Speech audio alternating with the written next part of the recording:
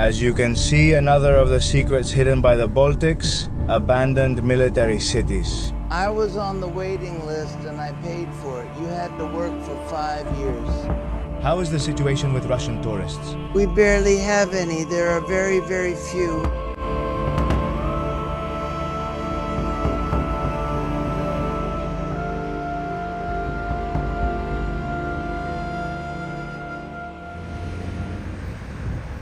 Well, we're already in Riga, in Latvia. Greetings from Riga. Here I am driving. I arrived last night.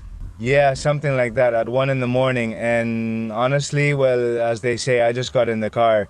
The night was looking good. I found a row of chairs at the airport to sleep on. And in the end, at 3:30, things got really crazy. Honestly, I'm tired. My plan now is to take the car, well, which isn't bad, a Volkswagen Polo, the cheapest I could find. After checking with 5 or 6 of those car rental agencies, I finally got one with the right to drive through all the Baltic countries for about 40 or 45, I don't remember exactly, around there, more or less. My intention now is to keep exploring the streets of Riga to get to know this city a little bit. It's a mix of Soviet heritage, but also German heritage, and a blend of modern touches, after joining the European Union. It really reminded me of being in a city in Northern Europe like Germany, Denmark, or Sweden. Look, I'm just crossing this stone bridge. I don't know if you can see it. And over there in the background is the monument to the riflemen of the Bolshevik Revolution. It's very interesting how they've preserved some monuments. That's what I want to see on this first day. Take a quiet look around and see how they've preserved some monuments from their Soviet history. And they've given them a neutral name, so to speak. You could find the same names in Russia, Belarus, or other former Soviet countries. And also see what's left of that heritage. Since the fall of the Soviet Union, the Baltic countries have gradually removed Soviet symbols. And this trend has increased over the past year as a result of the conflict in Ukraine. Last year, a commission of Latvian experts made a list of 300 Soviet heritage monuments that could be removed, most of them in Riga. The most talked about case was the demolition of the 80-meter tower that commemorated the victory of the Red Army in World War II. Its demolition stirred the ethnic Russian community, which makes up about a quarter of Latvia's population. The vast majority of them are immigrants from the former Soviet Union, many of whom are called non-citizens since they have a Latvian passport but not citizenship. I spoke earlier with the car rental guy and he said all the construction is because they want to do something. The train system, the railway, connected with the rest of Europe. It's a project and it's a big one. They'll be building it until 2030. Apparently, hey, look over there in the distance. I don't know if you can see it. Let's see if you can see it better now. The tower, that's the television tower. Another one of the monuments that are part of the Soviet heritage, built in the 1980s. I read that it was for the 1980 Moscow Olympics. And also another thing I've noticed is that there are Ukrainian flags everywhere. On the trams, many buildings, many squares. Next to the Latvian flags, there's also the Ukrainian one, so that's going to be something interesting too. How many Ukrainian flags do we see in these former Soviet republics? My first impressions of the country are that the few people I've talked to speak English. I've tried to speak to them in English, just like that, English and all. And then when I speak Russian and they reply in Russian, they confirm it, and I've heard a lot of Russian here. This is one of the Baltic countries where Russian is most spoken.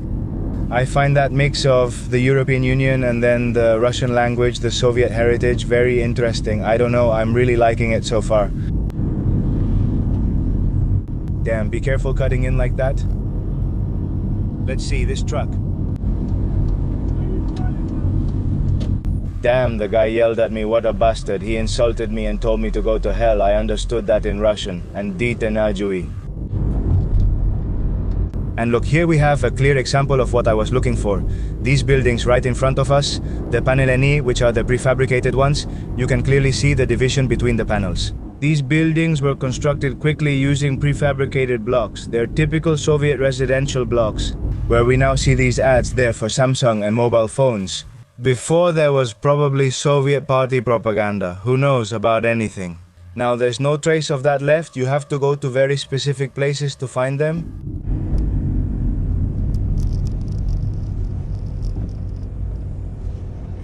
Well, it looks like I've arrived in this area, which is huge. I'll see if I can park around here. This is where I wanted to get to, the Soviet residential buildings of Riga. Here they are. Let's take a look at it. Look, there's the old lady with her granddaughters feeding the stray cats. They have like a little house for the cats. Wow, I've never seen this before. I arrived in 79. Here they built them in the 70s, maybe in 77. We came on a trip to visit the apartments to see what they were like. I was on a waiting list and I paid for it. You had to work 5 years in the same place.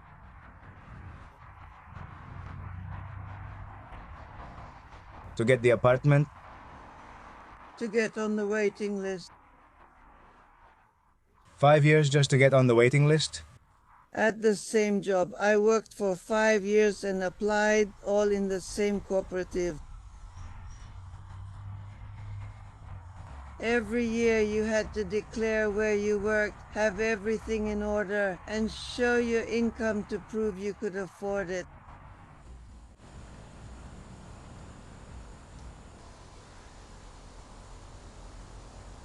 Well, here I am in the Pervkums neighborhood, a residential area on the outskirts of Riga, which began to be built and planned in the 60s.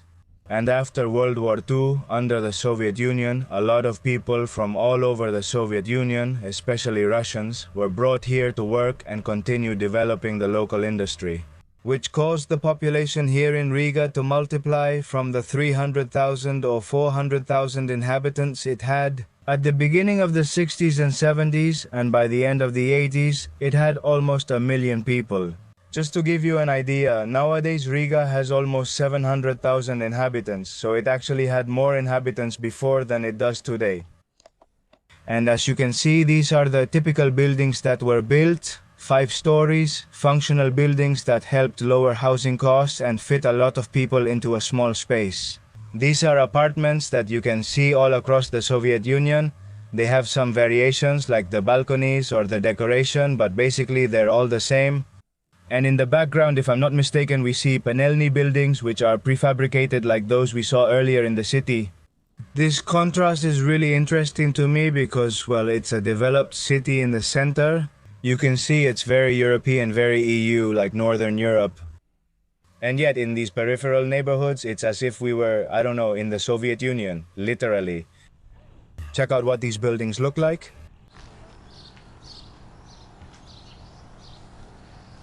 Hello? Hello. English or Russian?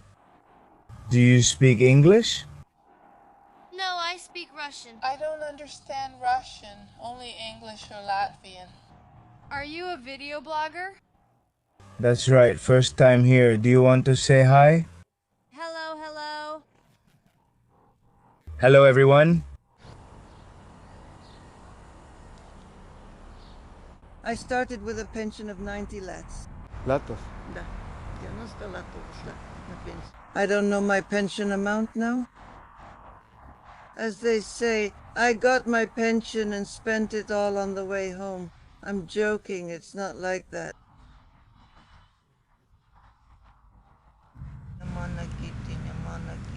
And how is life around here? Is everything okay or is something missing?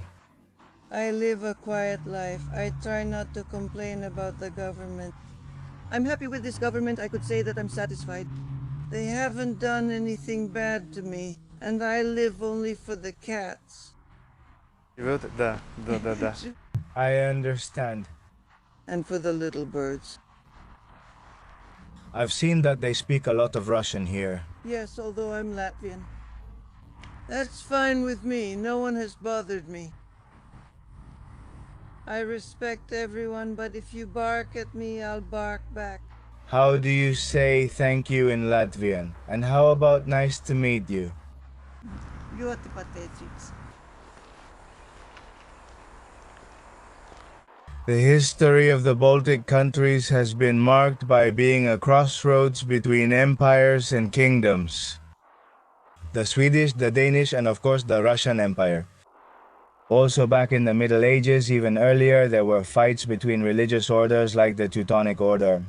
It has been a powder keg, an example of this crossroads between empires, and unfortunately the consequences are wars. Here we have a memorial in a forest 8 kilometers from the center of Riga, dedicated to all the victims of the Nazi occupation. In this case, to the executions of more than 35,000 people, among them Jews, Latvians, Communists, Bolsheviks, and Russians. The Latvian ethnic group, often did not hold decision-making positions in the government, and not only in the government but also among the landowners. Until, well, they began to claim that identity, and under the Russian Empire, those desires started to be fulfilled. You know, that the Latvian people had to be represented in their governments in decision-making. When the revolution of 1905 arrived in the Russian Empire, they fought strongly against the Tsars. And although that revolution was violently suppressed, that patriotic feeling, that sense of nation, emerged even stronger, if possible, against the Tsars.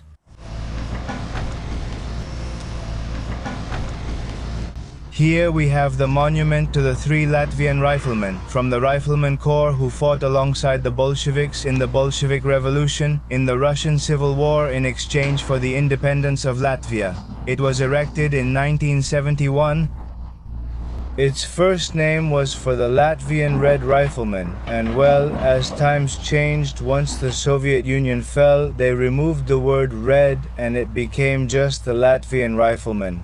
They are 3 riflemen, each leaning on each other's backs, representing the more than 40,000 who fought on the red side. And the most curious thing is that this statue is located in front of the museum, dedicated to the Soviet occupation, which is that one over there.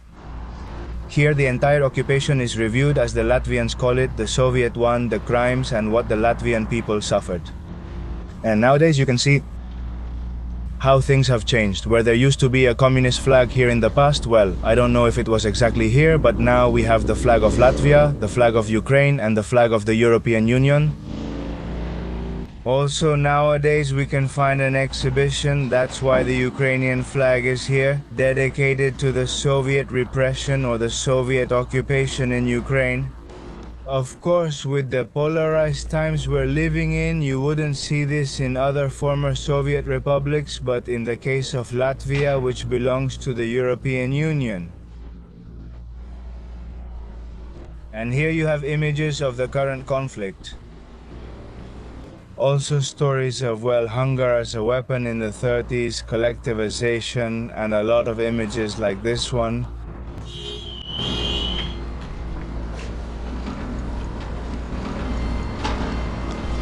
More than a museum focused exclusively on what they call the communist or Soviet occupation, it is also dedicated.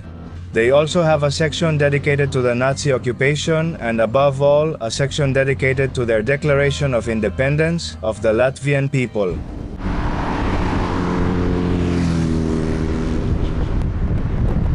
Finally leaving Riga after almost a whole day there, but well, at last I'm on my way to the beach. Honestly, I don't know where I'm going to set up the tent, where I'm going to sleep. My intention is to camp on the beach or near the beach. At least, the thing is, this area, Jurmala, where I'm going now, apparently is for the millionaires, for the rich people from here in Riga. The entrance costs 2 euros. It's like a kind of separate area and you have to pay 2 euros. If you don't pay, they fine you 50. And then the hotel prices there are prohibitive. I mean, practically none of them are under $100. Good thing I brought my tent. The only thing I've read is that maybe since it's a very well-kept area, there are people working and security around. They might make you move your tent or tell you to leave.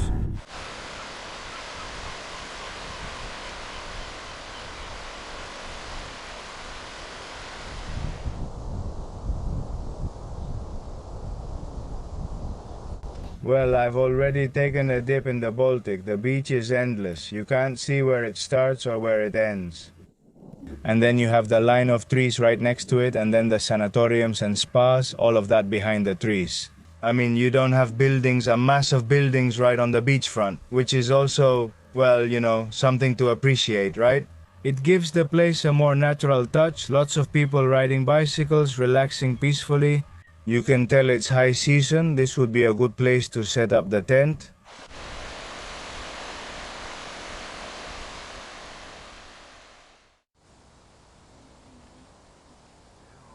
Good morning from my humble abode. I ended up at a campsite after all. I was looking around the beach after swimming in the afternoon, wondering where to set up the tent. And what with all the people, and then the police were patrolling and there were, I don't know, people who were taking care of the dunes.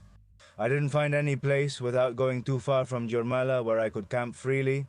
In the end, I decided to set up the tent at a campsite, paying 15 euros, and it's right next to the beach, and that's it. I think I'm going to start packing up now, organizing my things, and let's get to know a little more about Jurmala. Let's go. The city of Jurmala is a city that's south of the capital Riga, about 25 kilometers away. And it's a vacation city, as we would call it. The tradition of spending holidays here goes back a couple of centuries. Even Russian soldiers who fought against Napoleon's troops are said to have come here to rest after driving them out of Russia. Nowadays, it's a city with a lot of resorts, a lot of little houses. And honestly, even though it experienced a huge tourism boom during Soviet times, nowadays there aren't many remnants of those days left.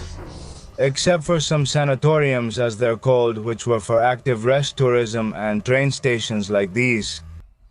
These kinds of Soviet buildings are immediately recognizable, even if you're not an expert on the subject. They're huge buildings that you'll find among the trees, structures designed to accommodate a large number of tourists. Traditionally, the tourists who came here the most were people from the Soviet Union, especially Russians. People from the factories, the workers, were promised a trip to Jurmala if they met their work quotas. I would like to know in detail how many Russians come here nowadays.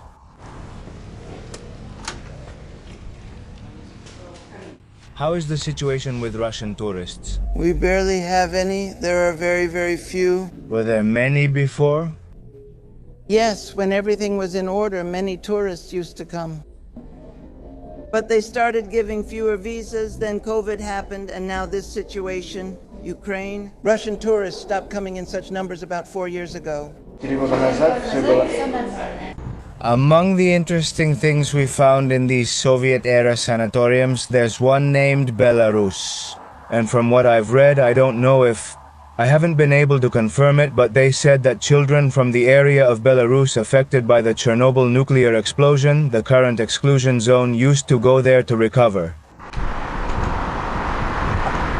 Well, this was Jurmala. I'm already leaving the city and heading to Liepāja, which is another city on the coast, about 200 kilometers from here.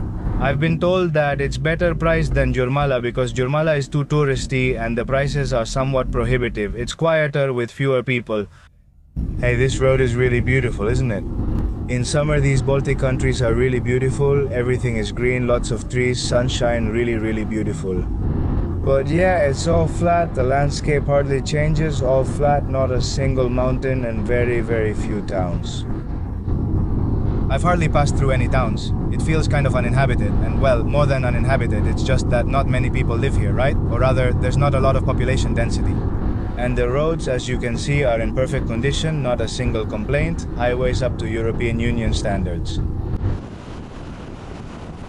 I just happened to come across a city, well, the town of Skrunda. I don't know if that rings a bell for any of you.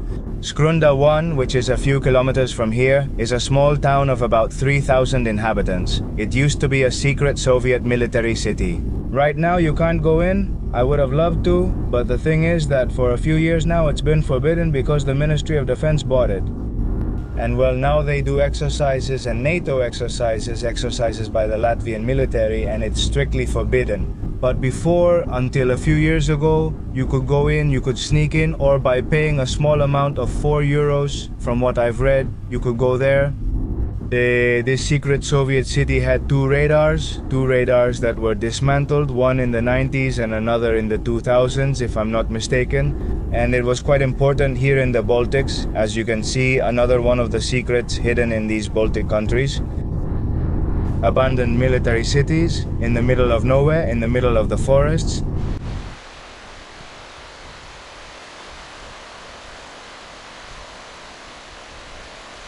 Well, that's it. In the end, I think I'm going to camp here. I've been looking around for a while and this place seems sheltered. You can't see much here either, but there's the beach. I don't know if you can see it with a beautiful sunset over there. Look. I considered camping further down, but I think I'll be more sheltered here. The best spot is over there, but since there's a path, I'll camp here instead. If it gets windy, I'll move, but hopefully not. Let's see how the night goes.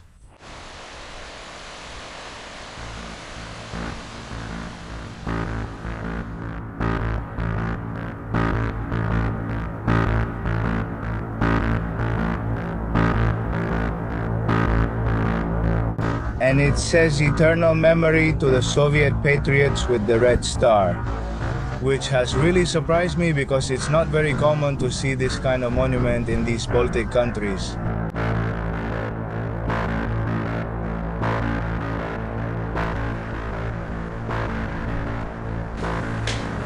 Wow. I'm gonna take a look at this, look at those doors.